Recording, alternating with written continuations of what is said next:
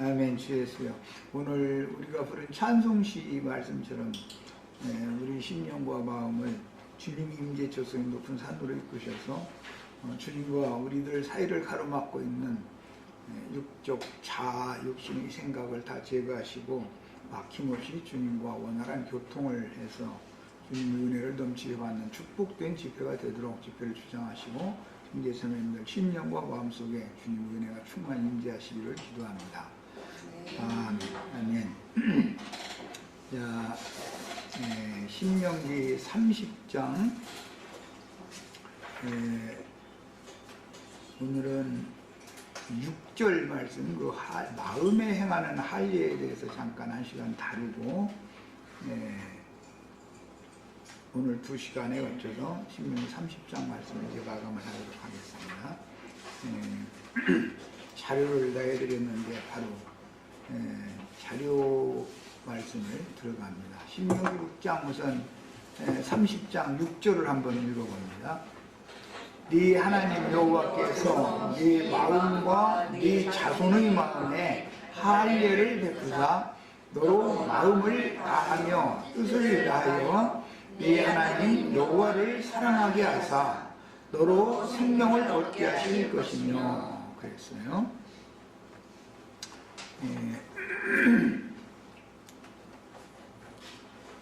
사람이 하나님을 사랑할 수 없기 때문에 하나님이 먼저 죄인 우린 우리들을 이렇게 사랑하시는 그 사랑의 표현이 예수님의 십자가로 이제 대표가 되어졌는데 사랑하는 최후 사랑의 최후 그 사랑의 결실 그건 결혼하는 거죠. 결혼에 생명연합을 맺어서 자녀손을 낳아서 이렇게 생산하고 생육하고 번성하는 거예요. 모든 것은 사랑이라는 것이 모든 생명의 원천이 되는 매개체가 된다는 걸 알 수가 있어요. 하나님 여호와를 사람으로 하여금 사랑하게 이제 하셔서 생육하고 번성하게 하도록 그 생명을 얻게 해주신다 이렇게 표현이 됐어요. 그러기 위해서는 가장 중요한 게 내 마음과 내 자손의 마음에 할례를 베풀어 주셔야 된다는 것이죠. 할례에 대해서는 많은 시간 할례를 해서 기회가 있을 때마다 말씀을 나눴는데 오늘 이제 자료 말씀으로 바로 들어가겠습니다. 마음의 할례를 베푸사 그랬는데 할례는 실제는 오늘 말씀에 의하면 하나님이 베푸시는 것이지 사람이 하는 게 아닌 것을 알 수가 있고 육신의 몸에 사람의 손으로 행하는 할례가 그게 참된 할례가 아니고 그것은 영적 하나님께서 굳어진 육신의 마음에 할례를 베푸셔서 하나님을 사랑하도록 인도해 주시는 과정에는 할례라고 하는 단계가 반드시 필요하다는 걸 알 수가 있어요. 원래 할례는 본래 하나님과 이스라엘 사이의 언약 관계를 표방하는 상징적인 징표였습니다. 창세기 17장에 보면 아브라함에게 할례를 받으라고 명령하신 데서부터 말씀이 나오죠. 창세기 12장에는 신앙의 단계에서는 두 단계가 늘 제시돼요. 첫 번째 단계는 믿음으로 말씀을 받아들이는 거예요. 믿음의 단계가 있고 그 다음에 그 믿음을 확증을 하나님께로부터 받으려면 할례를 받아야 되는 거예요. 신앙의 단계는 반드시 두 단계를 거치게 된다는 것을 알 수가 있어요. 복음을 전하면 마음에 믿어서 영으로 깨닫고 거듭나는 단계가 있고 그 다음에 청년 이상이 되어져 가지고 남자들 같은 경우는 이스라엘의 군대로 편성이 돼서 가나안 땅에 들어가서 할례산에서 할례를 받는 것이고 여자 같은 경우에는 처녀, 정결한 처녀가 되어서 남편을 만나서 남편에 의해서 피 흘림을 받는 거, 이제 할례에 대한 징표예요. 그러니까 남자도 여자도 다 할례를 받아야 되는 것이죠. 신앙생활. 이것은 영적으로 말씀을 가르치는 사람도 할례를 받은 사람이 가르쳐야 되고, 그다음에 말씀을 가르침 받는 양무리들도 당연히 할례를 받아야만 생명의 연합이 원활하다 그 말이죠. 그렇지 않으면 생명이 안 통하는 것이죠. 어떤 사람들을 만나서 영적 대화를 해보면 생명이 안 흘러가는 경우가 많죠.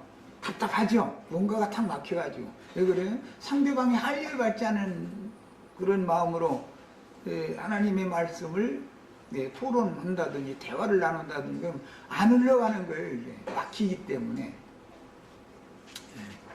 그런 것은 우리가 이제 신앙생활을 하면서 영적 대화들을 나눠보면은 할례가 왜 필요한가라는 것을 아주 절실하게 다 깨달을 것입니다. 가르치는 사람이 할례를 받은 적이 없는 사람이 가르치면 가르침 받는 사람들도 몽학 선생은 조시나 먹이는 거예요. 어린아이들은 남편을 만나서 남편이 피를 흘려줄 수가 없는 일이기 때문에 그런 경험이 없기 때문에 무슨 말을 하는지 못 알아듣죠. 알아들을 수도 없고 어렵고 그리고 두렵고 예를 들어서 뭐 세상교회 예배당에서 여러분들 어린이들 젖만 먹이는 그런 모임에서 초보이도만 계속 가르침 받지 말고 이제 나와야 된다. 여러분 나올 때가 됐다. 다음 단계로 더 높은 단계로 가야 되지 않나. 이렇게 얘기하면 불안해하지요. 할례를 받은 적이 없는 어린 처녀라도 남자가 뒤에서 누가 쫓아오면 막 불안하지요. 어른이 되면 뭐 모든 세상 돌아가는 이식을 다 알기 때문에 어떻게 대처하는 것을 잘 알게 마련이니까 불안해할 필요가 없는데 사람 불러내기가 어려운 게 제일 중요한 부분이 이제 이 부분이에요. 이게. 홍해를 건너면 믿음으로 건너는 것이죠. 모세를 따라서 믿음으로 홍해를 건넜죠. 가나안 땅에 들어간 것도 믿음으로 간 것이지만 확증을 믿음이 실현화되었다. 각 사람에게 그게 적용되었다는 걸 확증을 받으려면 할례를 받아야 된단 말이에요. 이런 이제 기본 원리를 잘 아셔야 되겠어요. 청년 이상으로 자라지 않으면 하나님 나라의 상속권이 없다라는 걸 알아야 된단 말이죠. 자, 이것은 옛사람의 그 육신의 생각으로 굳어진 완악한 마음가죽을 제거하여 예민한 영의 생각으로 헌신할 것을 나타내는 상징적인 종교의식이었습니다. 유대인들이 이스라엘 사람들이 할례를 행하는 것은 종교의식이죠. 아들을 낳으면 난 지 8일 만에 이름을 지어줘 가면서 각 성의 그 제사장들인 레위인들을 이제 초대해가지고 레위인들에게 혹은 데리고 가가지고 아이를 데려가지고 할례를 행하죠. 그것은 이스라엘 사람들의 종교의식이에요. 그래서 이제 그 사람들은 할례를 받은 사람과 할례를 받지 않은 사람을 이방인과 이스라엘 사람을 이거 구분하는 표시로 이게 증거를 삼았어요. 그러나 사실은 아랍 족속들이 전부 할례를 받습니다. 그러니까 육신적인 할례를 받는 것이 참 할례가 아닌 것을 알 수가 있어요. 옛 언약에 따른 육신의 할례는 어디까지나 새 언약으로 이루어질 마음의 할례를 상징하는 거였다. 많은 구절을 다 인용할 수 없어서 일단 예레미야 4장 4절 한 절만 인용을 해드렸는데 읽어봅니다. 그 자리에 다 해놨어요. 본인의 성경을 찾아 읽으세요. 그게 더 좋겠어요. 유다인과 예루살렘 주민들아, 너희는 스스로 할례를 행하여 너희 마음 가죽을 베고 그랬어요. 육신의 손으로 레위 제사장들이 레위인들이 이스라엘 백성들의 그 남자아이를 제 8일째 출생한 지 8일째 되는 날 성기의 그 포피를 베어내는 종교의식을 행하는 것은 선지자들이 이것을 영적으로 해석할 때 마음에 숨은 사람, 속사람에게도 마음 가죽이 있다는 거예요. 가죽이 있다는 거예요. 흙에서 취함을 받은 육신의 몸이 뼈대를 세워놓고 살을 입히고 맨 나중에는 가죽을 덮어서 이 사람을 몸을 지어놨죠. 그런 것처럼 이런 흙사람에게도 뼈가 있고 살이 있고 가죽이 덮여져 있어요. 그런 것처럼 마음에 숨은 속사람도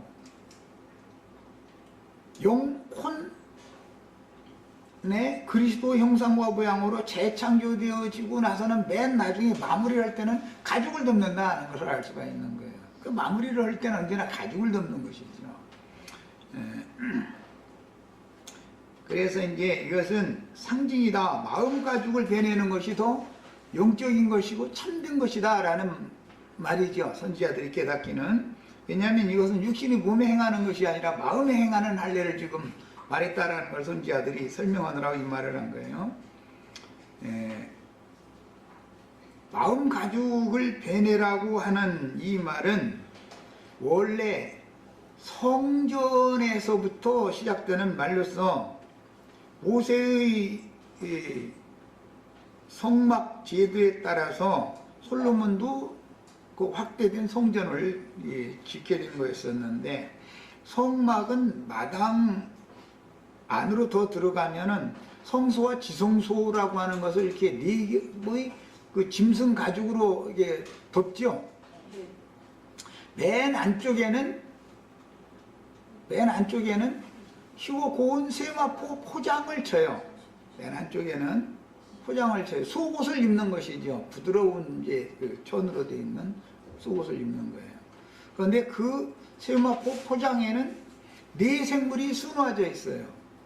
또 성소에서 지성소로 들어가는 그 문에도 둘째 휘장이다. 그래서 동일하게 희고 고운 세마포 포장에다가 네 생물을 수놓은 그 휘장을 이렇게 들여놨단 말이에요. 제사장이 성소에서 지성소로 들어가는 데서는 보이는 것은 위를 봐도 희고 고운 세마포 포장 네 생물이 수놓아져 있는, 앞을 봐도 네 생물이 수놓아져 있는 희고 고운 세마포 포장밖에는 안 보이는 거예요. 자, 이제 이런 걸 일러서 신약 성경에서는 마음에 숨은 사람 혹은 속 사람이다 하고 표현을 했어요. 사람은 그러니까 겉면, 짐승 가죽으로 덮여 있는 겉면의 사람도 있지만 희고 고운 세마포 포장으로 덮여 있는 속 사람도 있다, 그런 말이죠. 사람이라는 건 양면이 있는 것이다 이 말이에요. 그 성막 성전이라는 것은 사람을 이렇게 상징한 거니까 그냥 우리 같은 죄인을 상징한 게 아니고 예수 그리스도를 상징한 것이죠. 상징한 거예요. 자, 그런 기본 원리에서 오는 거예요. 그러니까 가죽이라고 하는 것이 외부와 접촉을 차단하는 가죽도 있죠. 우리 육신의 몸에도 가죽이 있잖아요. 그런데 속 사람에게도 가죽이 반드시 있다 그 말이에요. 있는데 그 속 사람의 가죽이 마음 가죽이다 그랬는데, 이 마음 가죽이 하나님과 사람 사이를 분리하여 나누어 놓는 역할을 한다 그런 말이야. 그러니까 마음 가죽을 베내지 않으면 사람이 하나님의 영광 앞으로 나아가서 하나님과 만날 수가 없게 되는 문제가 되는 거예요. 그래서 할례를 받지 않으면 마당과 성소까지는 들어왔어도 지성소에 계신 하나님을 만날 수 없다, 지금 그 말이단 말이야. 지성소에 계신 하나님의 영광 앞에 사람이 들어가려면 마음 가죽을 베어야 되는 것이죠. 이것을 상징적으로 유대인들이 남자아이는 그 성귀의 포피를 이렇게 잘라내는 거예요. 베어내는 거였었고, 여성 같으면 처녀가 시집을 가면 첫날 밤에 자리옷을 입고 자도록 되어 있죠. 율법에 신명기 22장에 이미 나눈 말씀이에요. 그 자리옷에 처녀의 흔적을 남겨둬 가지고 친정 부모님한테 갖다 맡겨놔둬야 된단 말이야. 나중에 그 남편이 엉뚱한 소리해서 내 여자를 취했는데 처녀가 아니었다 이러고 나와버리면은 문제가 생기니까 그 처녀의 표를 준비를 했다가 친정 부모를 보관을 하도록 율법에 정해져 있어요. 이런 원리를 잘 아셔야 되겠어요. 이제 크게 구약 성경의 할례는 십보라가 모세의 장자의 할례를 행했었죠. 그 다음에 여호수아가 요단을 건넌 이스라엘 12지파지, 요단을 건너간 12지파의 이스라엘 군대에게 할례를 행했어요. 그러니까 모세의 할례도 있고 여호수아의 할례가 있어요. 그런데 모세의 할례는 실제는 십보라가 행한 거예요. 율법적인 할례는. 여호수아의 할례는 영적 할례를 상징하는 것이다 그런 말이야. 모세 그 십보라의 할례는 율법적인 종교의식을 행하는 것을 상징하는 것이고, 이런 게 원리를 알아야 돼요. 그 십보라가 자기 그 맏아들의 포피를 베서 남편의 발 앞에 던지면서 자기 남편 보고 당신은 나에게 참으로 피난편이로다 그렇게 말을 했다는 거예요. 그랬더니 남편이 살아나더라는 거예요. 죽으려고 그래서 그 이제 할례를 행한 건데 길의 도중에서 남편을 막 하나님이 만나서 죽이려고 하니까 십부라가 뭐 자기 그 맏아들의 포피를 빼서 남편이 발 앞에 던지면서 당신은 나에게 참으로 피난편이로다 이랬더니 남편이 다시 살아나더라는 거거든요. 그게 그 참 읽어보면 참 이해하기 어려운 말이죠. 나 죽으려고 하면 김영숙 자매가 아들 포피 그래서 내 발에다 던지면 내가 살아나겠어요? 육신적인 말이 아닐까요 그게 지금. 그러니까 아무리 하나님의 종으로 쓰임을 받는 모세라 할지라도 할례를 행하지 않고는 그 하나님의 장자들을 구원할 수 없는 것이다. 그러니까 구원을 못 받는 것이 죽는 거죠. 인도자가 구원할 자가 메시아가 죽으면 인도받을 자는 다 그냥 뭐 생명을 얻을 수 없는 문제니까 이게 다 상징적인 표현들이었다는 걸 알 수가 있어요. 야, 로마서 4장 10절로 12절을 찾아서 읽겠습니다. 여기 인용을 안 해드렸는데 이제 보니 로마서 2장 28절 29절 그 마음에 행하는 얘기만 해놓고 우리 지체들은 자료에다 다 적어 놓으세요. 4장 10절로 12절 빨리 읽습니다. 찾아서.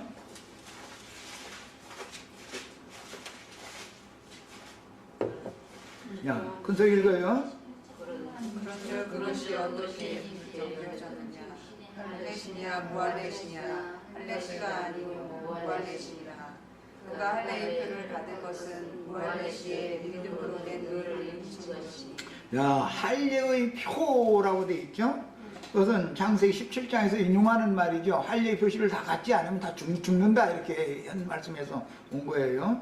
그 할례의 표를 가졌다라는 것은 믿음의 의가 인정받은 표시다 그 말이야. 너는 분명하게 믿은 사람이다 라는 것을 하나님이 인정해주는 증표다 그 말이야. 이게 할례라는 것은 할례를 받지 않으면 믿기만 하고 할례를 받지 않으면 믿은 사람이라고는 증표가 없는 사람이죠. 말하자면 무엇로 믿음을 증거할 거냐 이 말이야. 그 믿음을 할례의 표를 갖고 있어야 된다 이런 말이야. 골로새서 2장 11절로 15절을 읽습니다. 골로새서 전에 빌립보서 저거는 걸 감성 읽습니다. 빌립보서 3장 3절로 5절을 읽겠습니다. 하나님의 성령으로 그리스도 예수를 자랑하고 죄를 싫어하지 않는 우리가 곧 할례라. 그러나 나도 죄를 싫어하며 만일 누구든지 다른 이가 죄를 싫어할 수 있는 줄로 생각하며 나는 더욱 그러하니 나는 8일 만에 할례를 받고 이스라엘의 족속이요 분명 지파요 히브리인 중에 히브리인이요 율법으로는 바리새인이요. 자, 여기도 보면 참 할례당이 누구냐? 외면적으로 종교 의식으로 유대인들은 할례를 행했고 그것을 우리는 이방인과 다른 거룩한 백성이다라고 선민이라고 자부했지만 그게 아무 의미가 없다라는 걸 바울 사도가 좀 설명하느라고 얘기를 한 거예요. 자, 거기 가장 중요한 말이 뭐냐면 육체를 자랑하거나 신뢰하지 않는 자가 참다운 할례자다. 이 말은 예수님의 표현대로는 자기를 부인할 줄 아는 사람이 참다운 할례를 받은 사람이다 그 말이에요.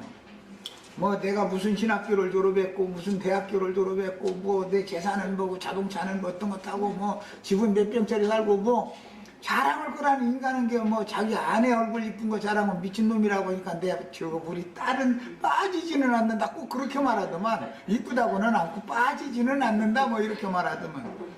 그런데 그 말을 뭐 하고 싶어서 한 게 아니라 이제 딸을 시집을 보내야 되니까 이게 뭐 매파에 중매를 좀 해달라고 말할 때 뭐 우리 딸 빠지지는 않아 우리 딸 미워 시집 좀 보내줘 이렇게는 않죠. 나 이쁘다고 거기는 곤란하니까 그냥 빠지지는 않는다 이렇게 말하지. 그런데 그런 것 자체도 하나님은 그걸 싫어하는 거예요. 육체를 너무 신뢰하고 있다 이거예요. 그 얼굴 이쁜 거 자랑하다 보면은 안 할 소리인데 더 이뻐지려고 이상하게 막 칼질을 사방에 해가지고 또 이상한 사람 돼가지고 막 부작용 나고 그런 사람도 생기더만 그 가만 놔둬도 이쁜 얼굴인데 그러대. 그거 보면 이상한 신이 들어와서 그러는 거 아니야 그게.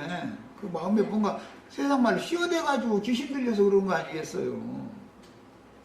그러니까 그리고 또 속으로 그래도 내가 어디가 빠지지는 않지 그러면은 뭔가 뭐 화상을 입든지 뭐 해서 이상하게 돼버려.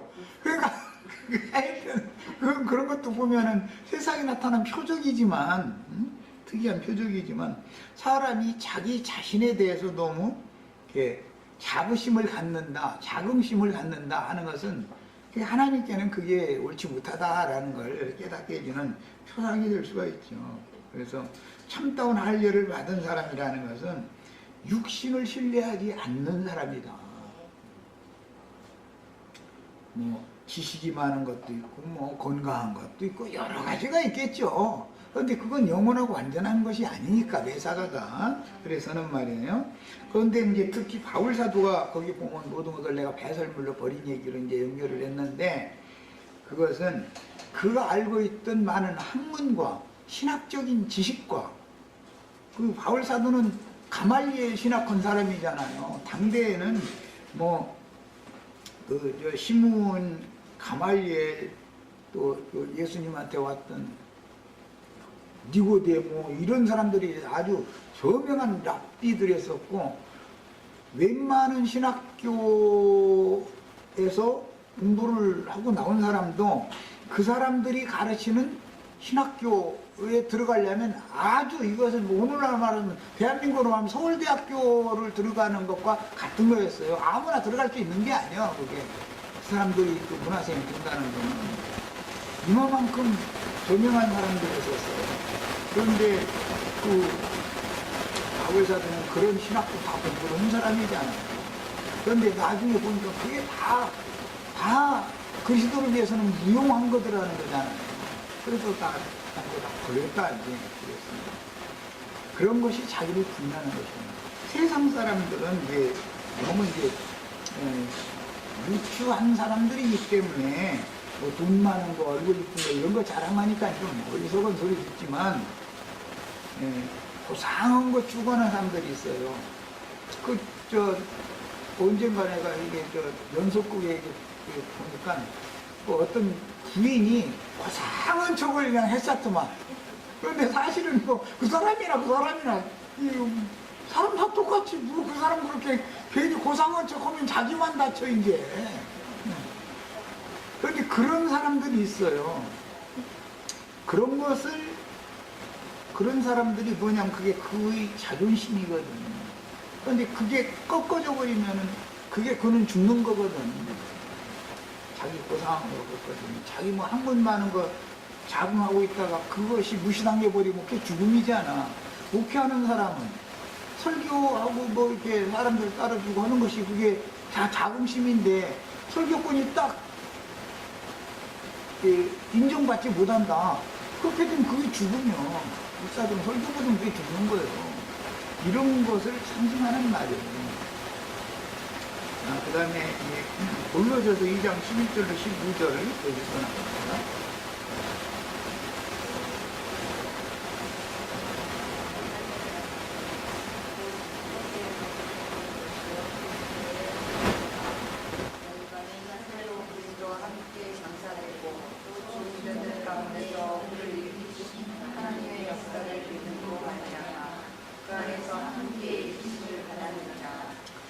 자, 육신에 있는 사람을 벗어버리고 새 사람으로 나타나는 것이 할례다.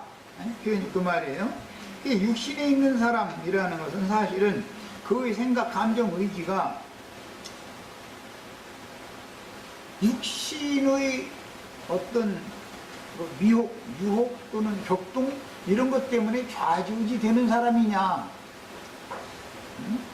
그의 생각, 감정, 의지가 사람이 육신에 있는 사람은 육신의 일을 생각하기 마련이고 영에 있는 사람은 영의 일을 생각하기 마련이기 때문에 할례를 받은 사람은 누가 육신의 일에 대해서 뭐 무슨 신학교 뭐 했니 뭐 유명한 목사님이니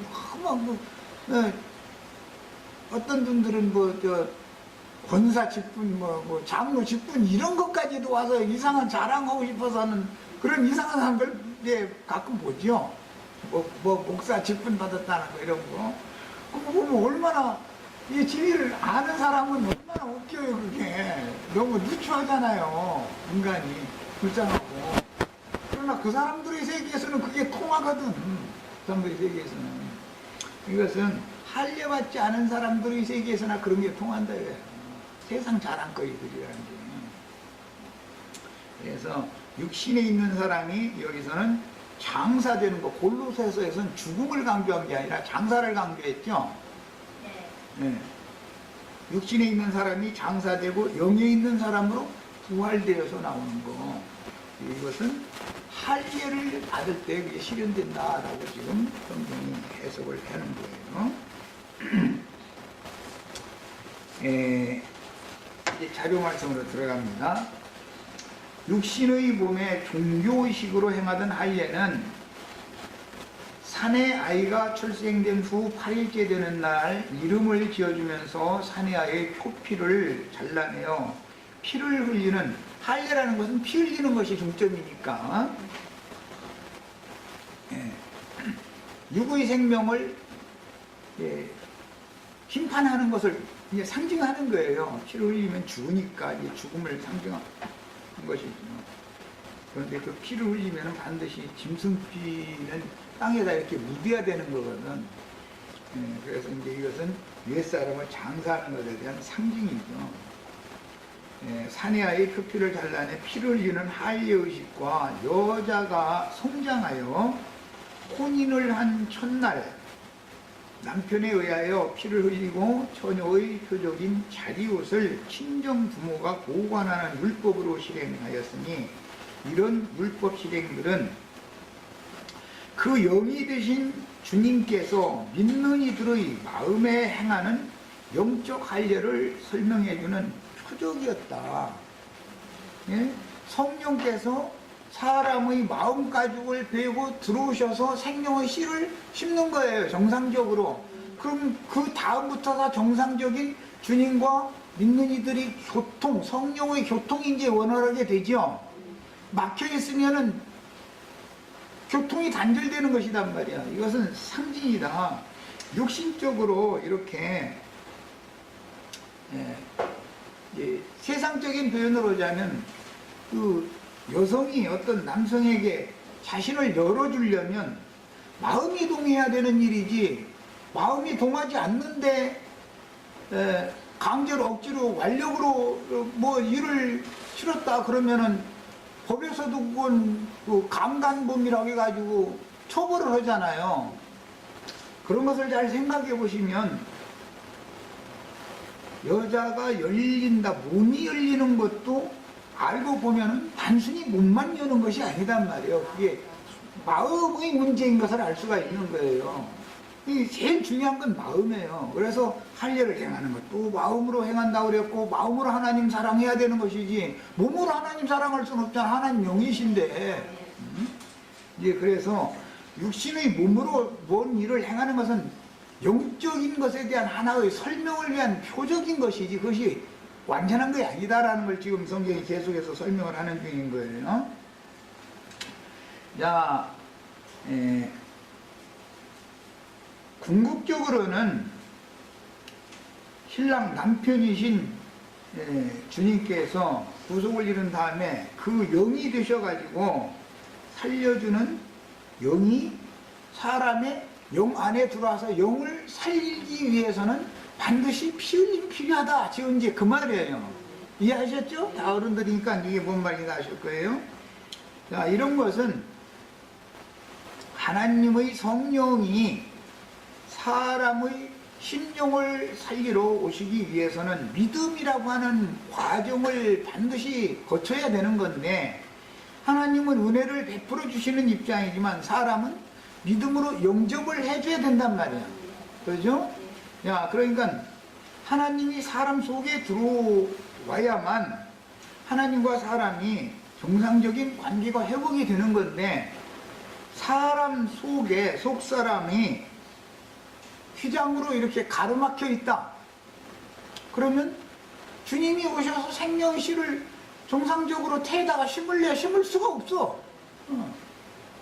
그러니까 이것은 구약시대에는 세리와 창기와 모든 죄인들을 정결한 처녀로 보존하시느라고 유대교 지도자들에 의해서 함부로 더럽힘을 당하지 않게 하기 위해서 성전 안에 들어와서 제사도 하지 못하도록 해가지고 부정한 자라고 역임을 받아가지고 매침을 받게 만드는 거단 말이에요.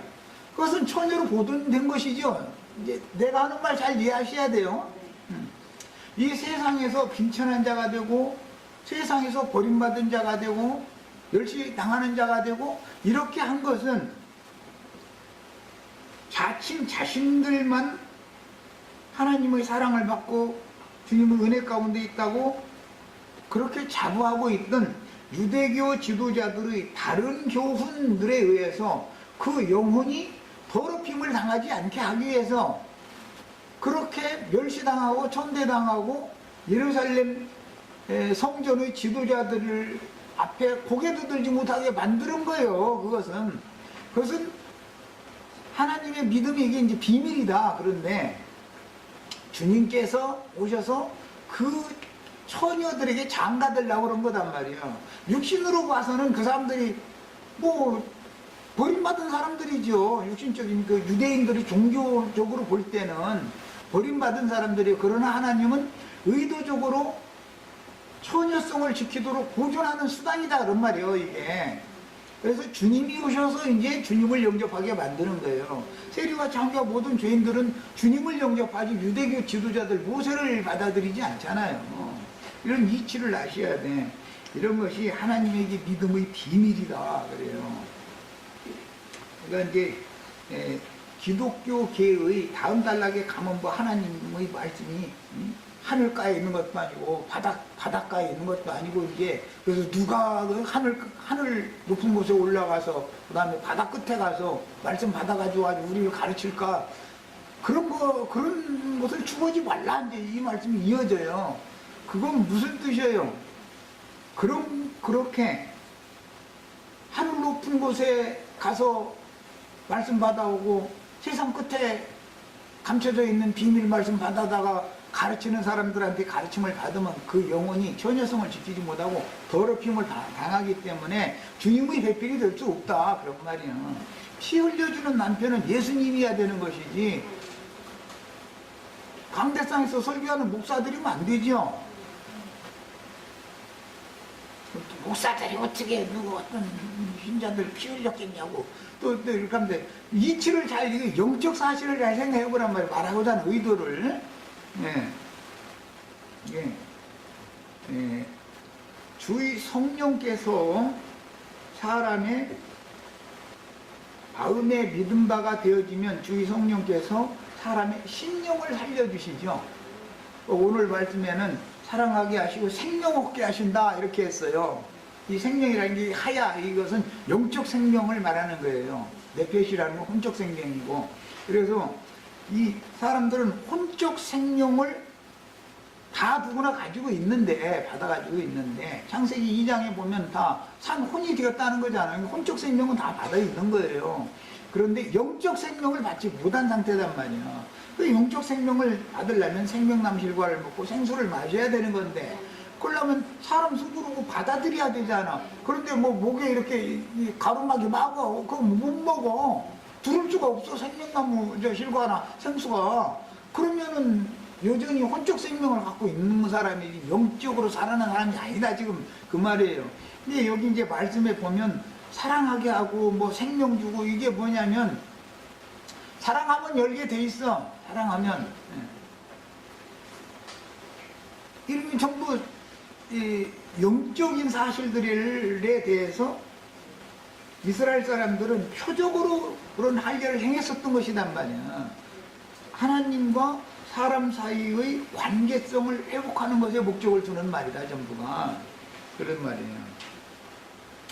자, 십보라의 할례가 있었는데, 그거는 이제 모세의 장자를 애굽길에서 할례를 행한 거였어요. 십보라가 자기 그 맏아들 게르솜, 맏아들의 그 토끼를 잘라서 남편 발 앞에 던져가면서 남편 보고, 자기 남편 보고, 당신은 나에게 참으로 친남편이로다. 원문은 게 피를 흘려주신 남편이다, 그런 말이에요.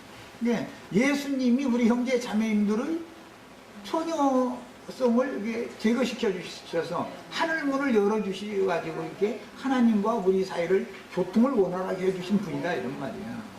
그래서 상징하는 거예요. 자, 믿음의 구원에 관한 이제 교리 또는 이론적인 구원, 그것도 믿은 것이죠. 그런데 그 믿음이라고 하는 것이 머릿속에는 믿는다 하는데 가슴으로 내려오지 않은 경우는, 내가 대표적으로 늘 강조해서 말하는 것이 삼위일체 하나님, 성경을 읽을 때는 그런 적, 이제는 내가 산 것이 아니고 내 안에 그리스도께서 사신 것이다, 이렇게 읽어요. 그 지식이 또 있어, 머릿속으로는. 그런데 가슴에 믿어지지는 않은 거예요. 그러다 보니 그 사람들은 뭐냐 하면, 예수님은 아직 안 오셨고 셋째 하늘 하나님 보좌 우편에 어디에 앉아있다, 이런단 말이에요. 믿음은 셋째 하늘에 앉아있다고 믿고, 성경을 아는 지식은 내 안에 그리스도가 사신다고 알고 있어. 이것은 뭐죠? 이율배반적인 것이죠. 결혼을 해보지 않은, 17살 먹고 19살 먹은 초등학생들이 남편 아내 이 관계 맺고 얘기하면 걔들이 알아요? 그냥 상상하는 거지. 그렇잖아요? 실제로 장성해서 어른이 되어보면 그건 누가 설명할 필요가 없는 것이죠. 그러니까 교리적으로만 아는 것을 구원받았다고 하는 것은 할례받지 못한 믿음이다, 이런 말이야. 자, 이 사람들이 할례의 표를 가져야 확실하게 믿었다라고 하는 믿음의 증표가 있는 사람이다, 이런 말이야. 자, 이런 것을 구약 성경에서는 처녀가 시집을 가면 그게 처녀의 표적을 자료옷에 남겨가지고 친정 그 부모한테 맡겨놓는 걸 상징이 됐어요. 뭐든지 표적을 가지고 있어야 된다는 말이야. 그 다음에 반드시 속사람이 순결한 처녀로 자라서 피 흘리는 남편이신 그리스도께 성령의 불칼로 하늘문을 가로막은 육체 휘장을 찢고, 그 둘째 휘장이다, 신약성경에 이렇게 했죠. 그걸 찢으면 새롭고 산 길이 열린다는 거죠. 하늘 가는 밝은 길이 이제 찬송회사지만, 그 찬송을 하는 사람과 실제로 길이 열린 사람은 다르죠. 하늘 가는 밝은 길이 예수님이 오셔서 열어놓으셨다. 예수님이 내가 길이요 진리요 생명이라 하겠다. 예수님이 생명길이다, 이렇게 교리로 아는 것과 내 믿음으로 실제로 내가 하나님의 영광 앞에 나아가는 생명길이 완전히 심장부가 뚫려서 이렇게 서울에서 부산 가는데 그냥 가깝게 빨리 갈 수 있는 심장로, 길이 새로 나는 도로가 열려야 되는 거 아니야. 그래야 주의 성령이 내 안에 오셔서, 멀리 계시던 주님이 내 안에 오셔서 내 안에서 나에게 사랑하게 해주실, 주님을 사랑하게 해주실 뿐 아니라 생명을 얻게 해주실 수 있는 문제다, 그 말이요. 예. 자, 그래서 육체 휘장을 찢고 핏부림 받은 영의 주님의 생명의 씨, 이건 진리의 말씀이에요. 이제 이때서 진리의 말씀이 믿어지는 것이, 예배당에서 권사님, 장로님, 목사님들이 믿는다고 믿는 것과 성경은 같은데, 성경은 같죠?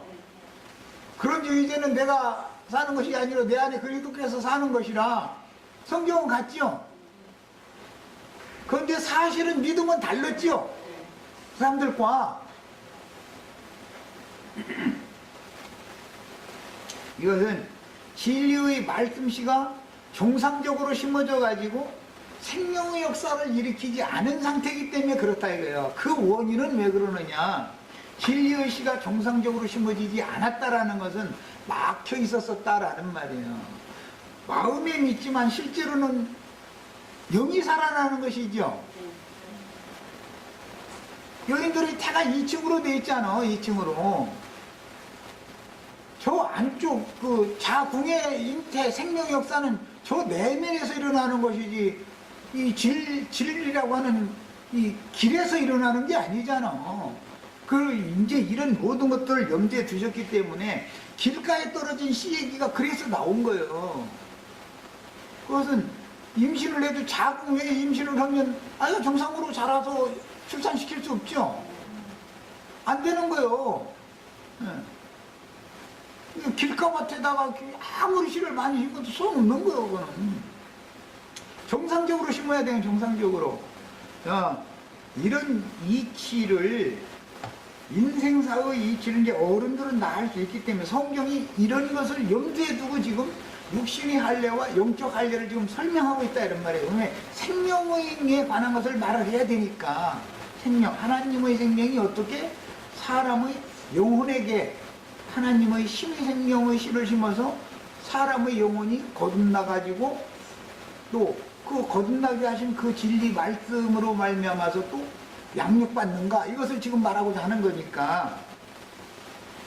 자, 그 다음에 피 흘림이 없으면 죄들의 사면이 없기 때문에 반드시 육신의 생각이 제거되어야 진리를 위해서 순교를 할 수가 있으므로 육신의 생각을 가지고서는 진리를 위해서 순교를 할 수가 없어요. 단순히 의문에 속한 육지의 율법을 지키는 그런 신앙을 가지고서는 진리를 위해서, 주님을 위해서, 주님의 교회를 위해서 순교를 할 수가 없어요. 그래서 피 흘리기까지 싸운다라는 말은 기본적으로는 영적 할례를 받은 사람이나 그걸 할 수가 있는 것이지 영적 할례를 받지 않은 사람이 이것은 할 수가 없는 거예요. 진리의 증인들을 죽이는 일은 할 수 있지. 예수님을 유대인들이 죽여준 것처럼 자기네들이 교리를 그들이 알고 있는 아는 지식과 믿음이 상반된 사람들이란 말이야. 그 사람들은 왜 일치가 안 되느냐? 성령께서 오셔서 모든 진리 가운데로 인도를 해주시는 수 있도록 새롭고 산 길이 열리지 않았기 때문에 그런 거예요. 하나님의 영광 앞으로 나아가는 길이 열리지 않았기 때문에. 자, 그 다음에 남자든 여자든 영적 할례를 받아야만 하늘이 열리고 성령의 교통이 원활해지므로 하나님과 단절된 원인을 제거해 주시는 생명의 체험인 마음에 행하시는 할례를 통해서 성령의 교통을 원활하게 해야 하는 것입니다. 막히면 성령의 교통이 안 되는 것이고, 그래서 마음가짐으로 막고 있으면 성령이 사람의 내면 영에 들어올 수가 없다는 거예요. 결국 본문은 여호와께서 완악해진 이스라엘을 이방 잡신들의 나라로 흩으셨으나 때가 차서 회개하고 여호와께로 돌아오는 이스라엘 백성들에게 하시는 말씀이죠. 지금 할례를 누구한테 행한다는 거예요? 먼 나라로 사로잡혀 갔다가 돌아온 자들에게 할례를 행한다는 것이죠. 그러면 먼 나라라는 건 어디를 말하는 거예요? 기독교 계를 말하는 거예요. 그게 기독교 계, 그냥 여러 잡신들, 우상신 섬기는 여러 교파들한테 다 사로잡혀 가 있는 거예요. 거기에서 나온 무리에게나 하나님이 할례를 행한다. 이것은 하나님이, 사람이 행하는 게 아니야. 그래서 둘째 휘장이 찢어질 때도 위에서부터 아래로 찢어진다. 하나님이 찢어놓는 것이지 사람이 찢는 게 아니죠. 남편이 피를 흘려야 되는 것이지 자기 스스로 어떻게 피를 흘리겠어. 무슨 죄로. 이런 위치를 잘 깨달으셔야 되겠어요. 내가 첫 시간이 됐는데 여기까지 합니다.